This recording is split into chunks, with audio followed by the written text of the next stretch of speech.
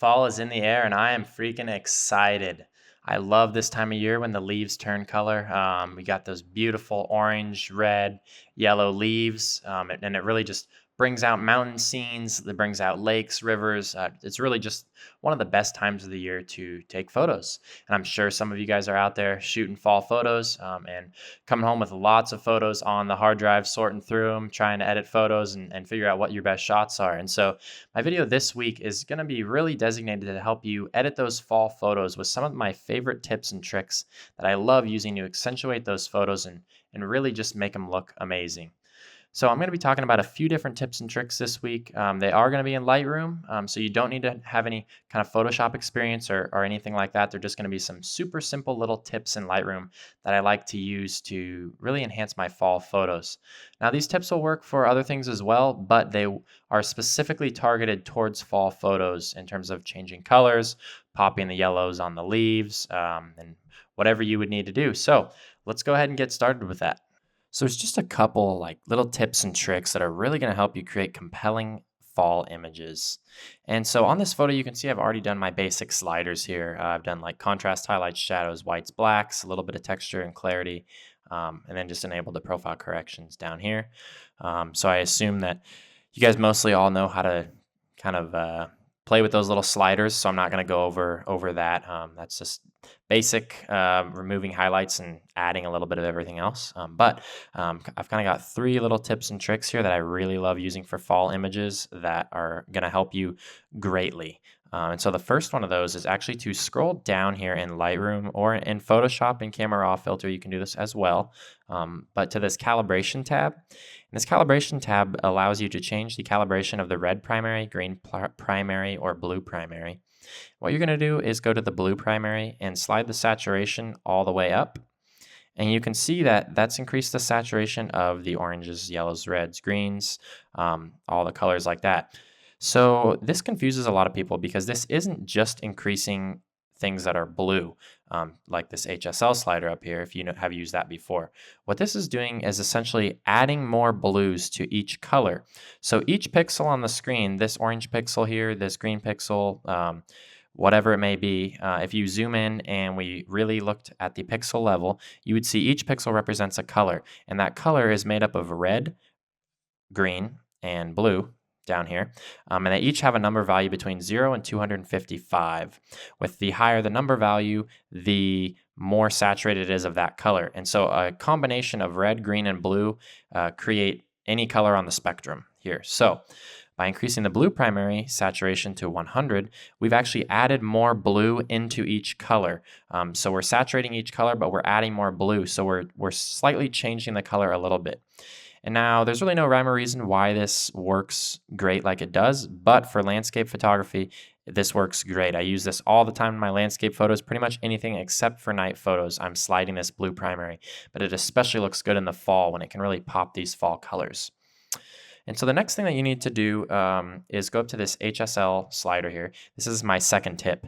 And we're going to adjust that because once you do that blue primary, oftentimes you'll have to go adjust in the HSL sliders to fix it, because especially if you have blues in your scene, which I do on these trees, you can see they're a little blue.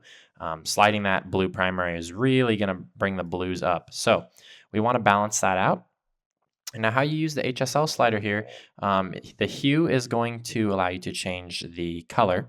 So you could go from yellow to orange, you could go from orange to red, from green to yellow, yellow to green, whatever color you want to change.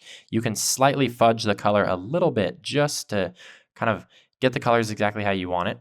Saturation is going to allow me to increase the saturation of a certain color. So for example, I'll make the yellows more yellow, the orange is more orange, or whatnot. And then the luminance is going to allow me to change the brightness of each color. So if I wanted to make the yellows really bright, I could slide this bar right here. So that's kind of how you use those three things there. The first thing that I want to do is in the saturation, I want to bring down the blues. You can't see that there's too many blues, but once I bring down the blues, I think that you'll be able to tell how many blues are really in the trees here. So I'll go ahead and bring this down, and I'm going to toggle this up here. You can see the change is really subtle, but it does help kind of bring the attention away from the trees. I'll also do the luminance on the blues bring the luminance up to just kind of brighten out those trees, which do have white white trunks. So it looks kind of nice to give it a little more brightness. And then the next thing that I'm going to do is we'll go in and increase the luminance of the yellows and the oranges.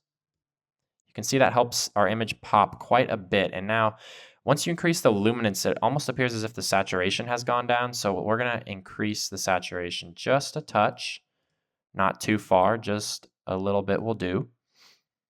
And the last thing that I can do, if I wanted to kind of minimize the greens here, rather than just reducing the saturation on the greens, I'm actually just going to turn the greens a little more yellow so that they pop a little bit less, so they don't stand out as much. So you can see when I slide this up here, I'm changing those greens as well as down here. And I usually try not to go all the way out to 100, so I'm just going to do a few points. But just like that, that is about the settings I do in the HSL. And you can see just how much that really pops our color. It kind of makes our trees pop off the page a little bit, so it looks great. So now the last tip that I have for you guys is using something called the tone curve.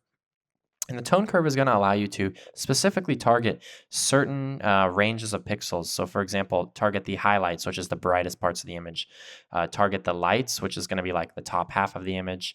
The darks is going to be like the bottom half. And then the shadows is going to be the very darkest pixels. So for fall photography, and I might go drop these highlights as well.